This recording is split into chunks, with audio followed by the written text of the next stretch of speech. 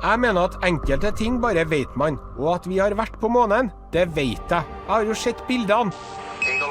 20. juli 1969, en historisk dato av de sjeldne. Hele verden holder pusten i det Neil Armstrong skal ta sette beina sine på månen. Bildene er elendige, men vi snakker direktesending fra effings månen. It's one small step for man, one giant leap for... Eller var de egentlig på månen? Det finnes utrolig nok plenty folk som mener at mennesket aldri var på månen, og du trenger ikke dra til USA for å finne dem heller. Drøbak er langt nok. Der bor kunstneren Reidar Finsrud. Are Osen. Reidar Finsrud. Hei, Reidar. Hyggeligvis på deg. Mener du helt ærlig og oppriktig at mennesket ikke har vært på månen? Er det sprøtt, det? Ja, det Det er som å banne i kjerka, det. Ja, det er det. Ja. Tenk deg, Gran flyr over Nordsjøen med det flyet sitt, med bardunder, Ja. med 2 jerrykanner, og finner fram så vidt det er. Så går det 45 år, så har du tegnet Concorde. Så har du en hullkortmaskin, og så går det 45 år, og så sitter du med 60 gigabyte i lomma di. Så lander du på månen 6 ganger etter hverandre med suksess, så går det 45 år, så kan du ikke. Herregud da, stram det opp av Gud. Ja, men Reidar, du vet at vi har vært på månen. Vi har jo det. Du har kanskje vært der i din tankeverden. Nei, jeg tror ikke vi har vært på månen. Men er det så... Jeg skulle ønske vi hadde vært der, men jeg tror ikke det. Reidar hadde brukt utallige timer på nettet i jakta på sannheten, og jeg var nysgjerrig på å se hva han hadde kommet opp med. Så det er her du gjør researchen din da, Reidar?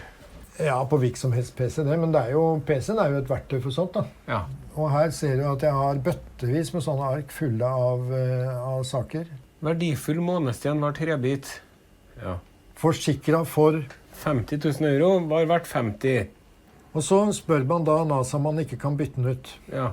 Og så sier NASA at de vet ikke hvor månesteinen har blitt av. Ok, nå har vi mistet alle månesteinene også. De har jo rotet vekk veldig mye å rote vekk. Ja, men det skal ikke gå an. Altså, hvis vi hadde pælmet et øsekar som tilhørte Fram, så hadde det blitt bråk. Ja. Reidar hadde faktisk så mange beviser at jeg ble nødt til å lage en liten video. 5. Hvorfor kan man ikke se stjernene? Uten en atmosfære skulle man tro at utsikten ville være helt utrolig, men det finnes ikke et eneste bilde av stjernehimmelen, og astronautene hadde ikke sett noe annet enn sola og jorda dem heller, sa de. 4. Dårlig stemning på pressekonferansen. Det så mer ut som en gjeng som hadde blitt tatt på fersken i epleslang, framfor å ha nettopp gjennomført den største bragden i verdenshistoria. 3. Gjenbruk av kulisser. Bildene skal være tatt med en avstand på flere kilometer, men likevel ser bakgrunnen ut til å være identisk. 2. Neil nekta å sverge på Bibelen. You put your left hand on the Bible and swear to God that you walked on the moon? Why don't you swear to... Why not? Why won't you do it? 1. Feil på skyggene. At skyggene på bildet går i forskjellig retning, beviser at det ikke er tatt på månen, mente Reidar, som forklarte nærmere. Du ser de skyggene her. Hvis dette hadde vært snø, og det står et tre der, og skyggen går sånn, så vil også et tre som er her, kaste skygge, som er parallell med den. Du skjønner jo at dette er spennende. Og de som da sier bare, du må ikke tro på det. Nei, men herregud, og så sitter de og leser en røverhistorie skrevet av en roman. Ja, men det er jo bare underholdning. Ja, men dette er underholdning for meg. Ja. Og det er underholdning med en liten nerve i. Der skal jeg nære sånn, liksom. Så du graver i noe. Du er selv en slags forsker, da. Ja. Er ikke det mye sånne ordentlige ting du kan forske på som er vel så interessant som dere science fiction-tullballer der, da? Skjønner du hva jeg mener? Og så skal du leve på en bløff, da. Jeg mener at virkeligheten er magisk nok, da. Du trenger ikke å dikte opp sånn som dere der. Herregud, jeg tror ikke du tror hva du sier. Dette sier du fordi du er betalt av NRK og må si det. Nei, det gjør jeg ikke. Det her sier jeg for at... Men ser du at de skyggene kommer fra en lampe som er der? Hvor er sola for deg nå? Hvor er sola? Sola er jo borte her, langt oppi der er sola. Nei, fy flaten. Vi er nødt til å lage, vi får ta oss jobben, Så skal vi lage en setting, og så skal jeg bevise for deg hvor lampa er den, og hvordan solstrålene går. Og så skal vi se om vi ikke får andre tanker inn i den skolten din. Ja. Vi har en jobb å gjøre. Ok.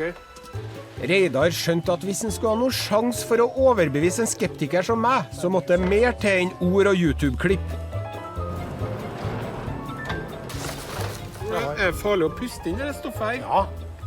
Er det sånn kreftfremkallende? Nei, men det er jo mye farligere å reise til månen. Slapp av, da.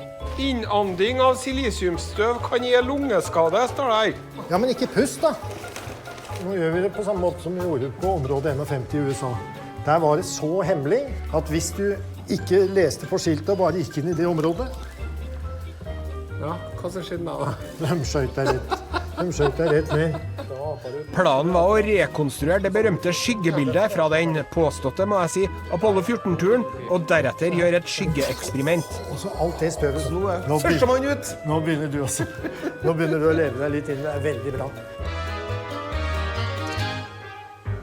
Og nå er jeg altså helt sjokkerende likt her, må jeg få si. Det er så mitt. Nå hadde vi altså rekonstruert NASA sitt bilde og plassert en lampe rett ved siden av bordet. Reidars poeng var at jo lenger unna lyskilden var, jo mer parallell ville skyggene bli. Men ikke nok med det, han kunne også beregne nøyaktig hvor lampa sto ved å trekke linjer i skyggeretningen. Og det viser at lampa står rett til venstre for billedutsnittet. Ja. Og nå skal jeg gjøre det samme her. Og så skal vi late som det er sola og flytte oss så langt tilbake som mulig. Ja, nå retter de seg opp, ja. Nå går skyggene samme veien. Alt nå?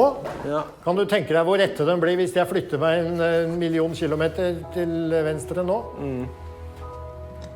Skjønner du at det er forskjell på en lampe og på sola? Ja. Er det noe mer å kverulere om?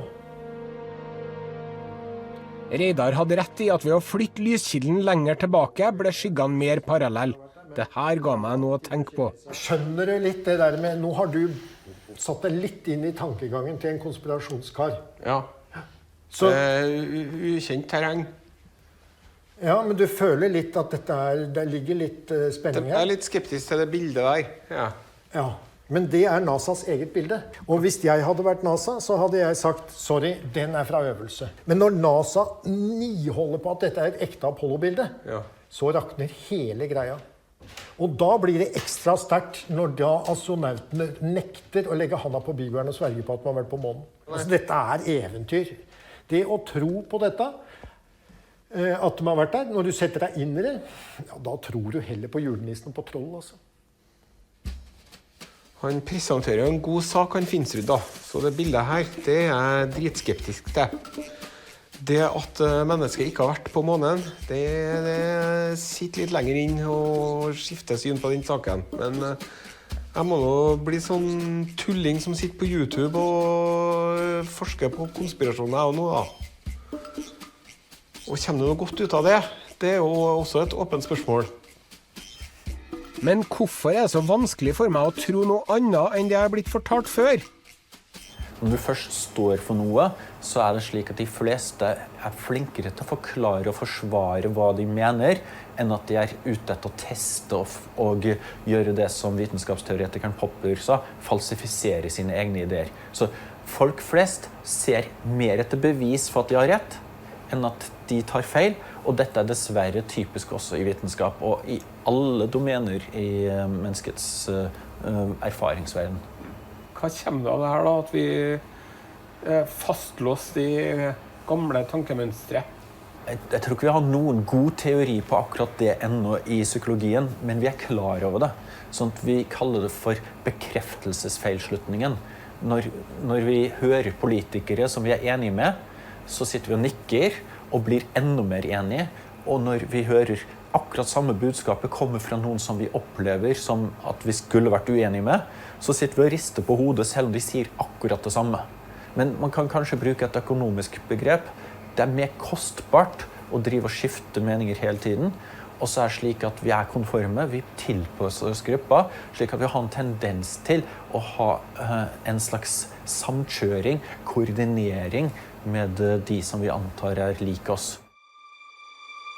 Jeg har erfart at det fort gjort å bli revet med i konspirasjoner, men hvis du går dem etter i sømmene, så finnes det alltid en naturlig forklaring.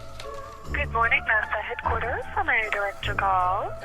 I'm inquiring about moonstones, because I've heard something about moonstones. No, we don't have moonstones, sir. So no astronauts brought any stones back to Earth from the moon? No, we've never had any.